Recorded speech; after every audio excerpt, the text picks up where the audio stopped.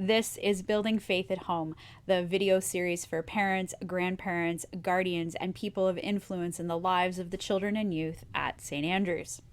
Today is Pentecost Sunday, which happens to fall 50 days after Easter, when we celebrate the arrival of the Holy Spirit. Recognizing and honoring Pentecost helps us focus on the gift, the work, and the presence of the Holy Spirit. Acts chapter 2, verses 2 to 4 tell us, "Suddenly a sound from heaven, like a howling of a fierce wind, filled the entire house where they were sitting. They saw what seemed to be individual flames of fire alighting on each one of them. They were all filled with the Holy Spirit and began to speak in other languages as the Spirit enabled them to speak." From this passage, wind and fire are symbols of Pentecost, and the color for today is red, which is why I'm wearing my red hoodie, I'm wearing my red and yellow rings, and my table is decorated in red. Now, as part of Building Faith at Home, I have a Pentecost activity for you to try.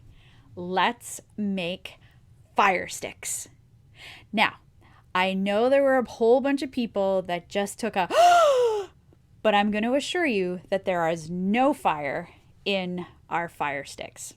Instead, you can make your fire stick with some simple supplies that you may find around the house.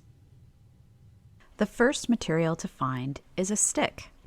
It can be a popsicle stick, a crafting dowel, or maybe an old tree branch that you found on a walk. To make the fire, you will need something red, orange, and yellow. Yarn, construction paper, or pipe cleaners will do just fine. Glue your red, orange, and yellow materials to your stick, and remember to ask for adult help if you decide to use a glue gun. When the glue has dried, take your fire stick outside and watch the wind bring it to life. Just like the wind, we cannot see the Holy Spirit, yet we can experience its presence. Leave your fire stick somewhere important, because the season of Pentecost lasts until Advent, which begins on the last Sunday in November.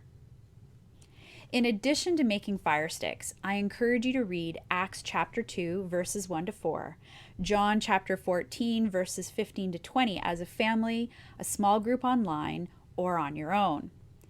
Ask yourself questions about the passage and events of Pentecost, like, what would you have thought, felt, or wondered if you had been in the room? What language do you think you would have spoken? And how can you remember the Holy Spirit is always with you? Asking questions helps us dig deeper into our faith. They help us work out our wonderings and establish a foundation for our faith to be built on in the future. On Sunday, June 6th, our church school session is changing it up, and we're going with Ask Anything Sunday, when our youth are encouraged to ask questions about the items we've talked about over the fall and winter sessions, or questions they may have about faith and the Bible in general. As guides and positive influences in the lives of our children and youth, I hope you will encourage them to ask questions, bring their questions with them on June the 6th to our Zoom church school. I also hope that you'll continue to create a space for questions at home and work together to find the answers as you walk along your journey of faith. Until then, your family is unique, and so is your family's faith-building experience.